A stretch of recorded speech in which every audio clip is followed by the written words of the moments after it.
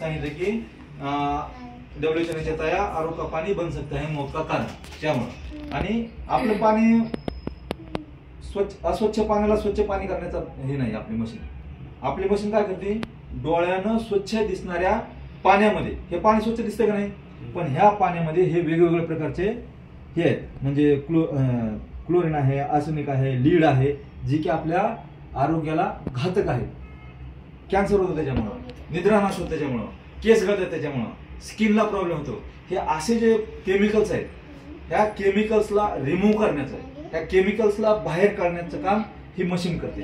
कारण ह्या मशीनमध्ये एक फिल्टर आहे इथं, तो ते फिल्टर काय करतं की पाण्यामध्ये जे केमिकल्स आहेत त्या केमिकल्सला रिमूव्ह करतं आणि क्लीन झालेलं पाणी पुढे येतं. आणि पुढे ह्याच्यामध्ये ज्या प्लेट्स आहेत त्याच्यामध्ये त्या पाण्याचे दोन भाग होतात, एक पाणी वरून येतं पिण्याचं आणि वेस्ट वॉटर खालून येतं.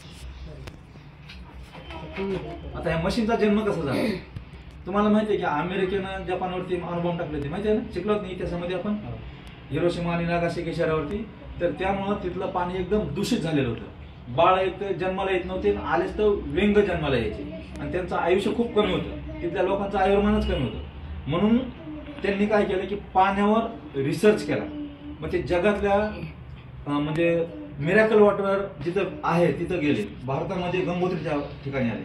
गंगोत्री जिथं जे लोक गंगोत्रीच्या ठिकाणी राहतात, गंगोत्रीचं पाणी पितात, त्या लोकांचं आयुष्य एकदम चांगलं आहे, निरोगी आहे, त्यांना औषधाची गरज नाही, कारण त्या पाण्यामध्ये तशी प्रॉपर्टी आहे. जमजमचं पाणी, जे मक्काला जातात ना लोक, मक्का मदिना त्या साईडला, तर तिथलं जमजमचं पाणी ते पण त्याच क्वालिटीचं आहे. पुन्हा परत हुंजा व्हॅली, तुम्ही जर गुगल सर्च केलं हुंजा व्हॅली हे ठिकाण, तर तिथलं पाणी असं आहे की तिथल्या पाण्यामुळं म्हणजे लोकांचं आयुष्य कमीत कमी 100-125 वर्ष आहे. आता सुद्धा तुम्ही सर्च केलं तर तुम्हाला कळेल 100 ते 125 वर्ष. आणि तिथलं पाणी अँटी एजिंगचं काम करते, म्हणजे वयस्कर होण्याचा जो वेग आहे ना तो वेग मंदावतो. आपल्या इकडची 25-30 वर्षाची महिला मुलगी आणि तिकडची 60-65 वर्षाची महिला एकदम सेम दिसते, सेम एवढं हे पाणी आहे. पुन्हा परत हे जे आहे ना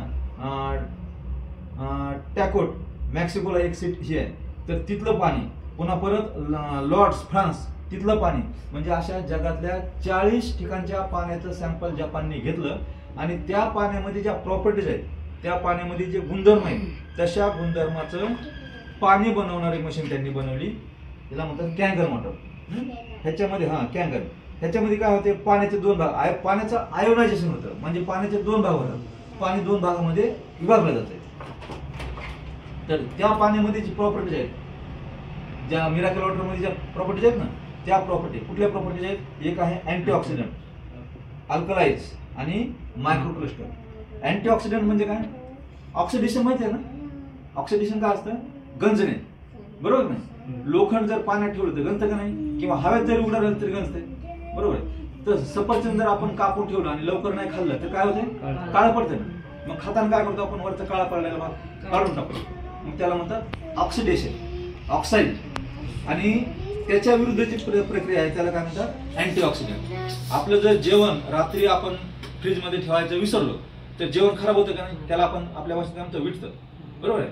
मग त्याच्या म्हणजे चवीवरून किंवा त्याला पाहून आपल्याला कळतं की ते जेवण खराब झालं म्हणून. पण पाण्याचं तसं आहे का, पाणी आपण किती दिवस ठेवलं तरी आपल्याला कळतंय का ते पाणी खराब झालं म्हणून, पण तरी आपण तसंच पितो. जेवण खातो का तसंच नाही, पण पाण्याकडे मात्र आपण दुर्लक्ष, आपलं पाणी जसं असेल तसं पितो.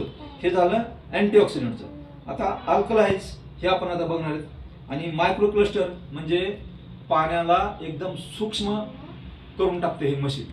जसं आपण गहू, ज्वारी, बाजरी दळायला नेतो ना आणि पीठ होऊन येतं, तसंच ही जे पाणी आहे आपलं नॉर्मल पाणी, नॉर्मल पाण्याचं मॉलिक्युल साईज 20 ते 25 आहे. किती, 20 ते 25.